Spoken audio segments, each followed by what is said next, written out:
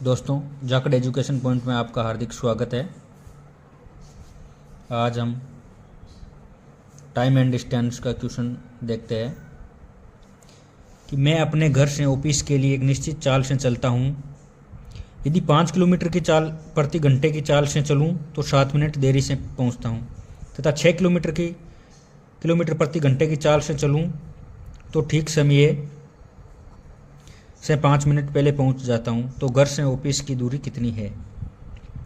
दोस्तों, इसका सूत्र है दूरी ज्ञात करने का, distance equal to S1 into S2 upon S2 minus S1, यानी स्पीड हो गई first speed second speed into del T. Del T का अर्थ है समय का अंतर। तो यहाँ S1 कितना है? 5 किलोमीटर प्रति घंटा। S2 कितना है? 6 किलोमीटर प्रति घंटा। और डेल टी कितना हो गया? 7 प्लस 5 इक्वल टू 12 मिनट। इसको घंटे में बदल देना है तो 12/60 और तो सूत्र में अप्लाई कर देंगे। Distance equal to S1 into S2 5 into 6 upon S2 minus S1 6 minus 5 into del t 12/60। 5 into 36/1 into 12/60। 30 से 2 बार कट जाएगा, 2 से ये कट गया 6, यानी डिस्टेंस आ गई, अपनी दूरी आ गई 6 किलोमीटर। ये अपना आंसर है। अगला क्वेश्चन है दोस्तों, दो साइकिल सवार बराबर दूरी क्रम से 15 किलोमीटर प्रति घंटा तथा 16 किलोमीटर प्रति घंटा की चाल से तय करते हैं। यानी S1 हो गई 15 किलोमीटर प्रति घंटा, S2 हो गई 16 किलोमीटर प्रति घंटा।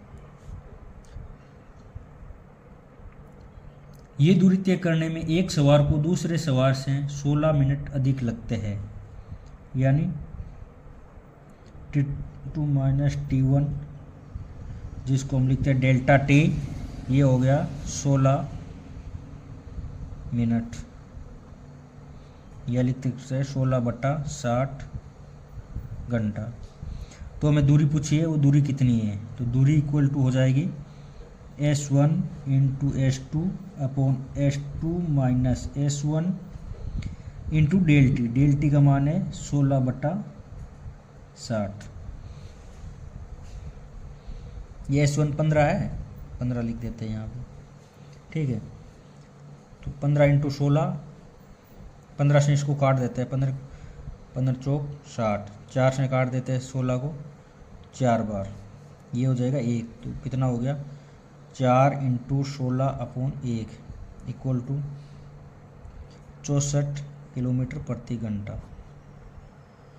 64 किलोमीटर, सॉरी, ये हो गया 64 किलोमीटर दूरी। दोनों ने 64 किलोमीटर की दूरी तय की है।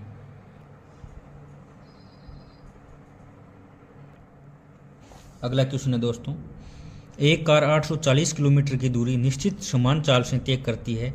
यदि कार की चाल 10 किलोमीटर प्रति घंटा अधिक होती तो इस दूरी को तय करने में 2 घंटे कम लगते। कार की वास्तविक चाल ज्ञात कीजिए। अब देखिए, इसमें 40 किलोमीटर की दूरी तय करती है, वो भी एक निश्चित समान चाल से। वास्तविक चाल ज्ञात करना तो हमें पता नहीं है, तो हम मान लेते हैं, माना वास्तविक चाल इक्वल टू x किलोमीटर प्रति घंटा है। तो गति कितनी हो जाएगी इसकी? 840 किलोमीटर की तय करने में स्पीड क्या होगी? 840 टाइम क्या लग जाएगा? 840/x, ठीक है। ये समीकरण 1 दे देते हैं। अब यदि 10 किलोमीटर प्रति घंटा अधिक होती, यदि चाल 10 किलोमीटर प्रति घंटा अधिक होती तो कितनी हो जाएगी? x तो पहले थी, प्लस 10 किलोमीटर और हो गई, तो अब नई चाल होगी x प्लस 10 किलोमीटर प्रति घंटा। अब इसको टाइम कितना लगेगा, अब इसको टाइम लगेगा 8 दूरी बटा स्पीड, टाइम का सूत्र है, तो यह आ जाएगा x + 10, समीकरण नंबर 2। अब हमें क्वेश्चन में दिया है कि उसको दूरी तय करने में 2 घंटे कम लगते। 2 घंटे कम लगाने के लिए, अब 2 घंटे कम लगते प्रश्नानुसार,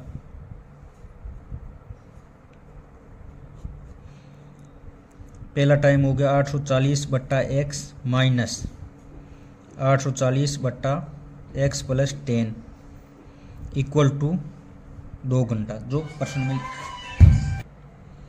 अब हम इसका एलसीएम लेते हैं। एलसीएम क्या आएगा, सेम आ जाएगा, x कोष्टक x + 10, x से x कैंसिल हो जाएगा, x + 10 को 840 से मल्टीप्लाई करेंगे तो आ जाएगा 840x +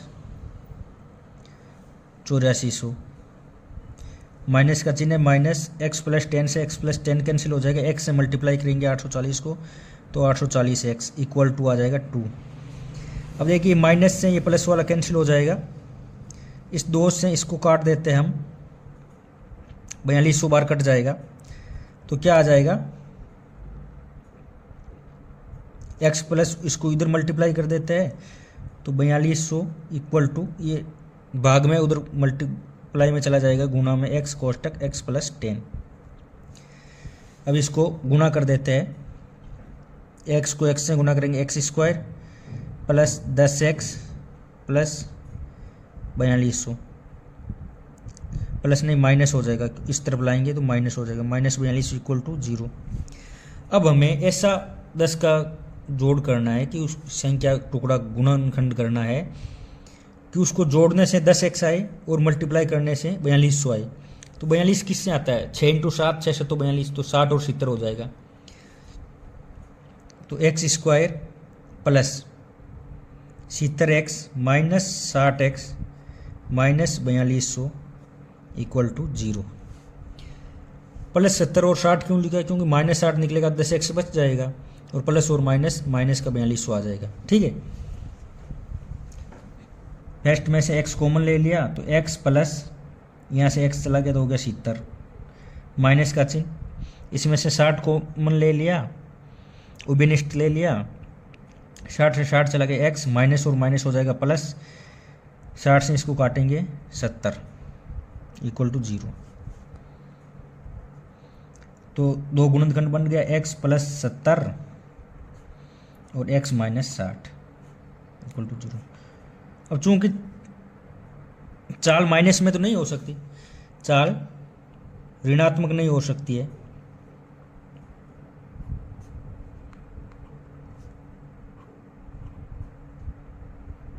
चाल ऋणात्मक नहीं होगी, तो x इक्वल टू -70 तो होगा नहीं, तो आ जाएगा x इक्वल टू 60 किलोमीटर प्रति घंटा।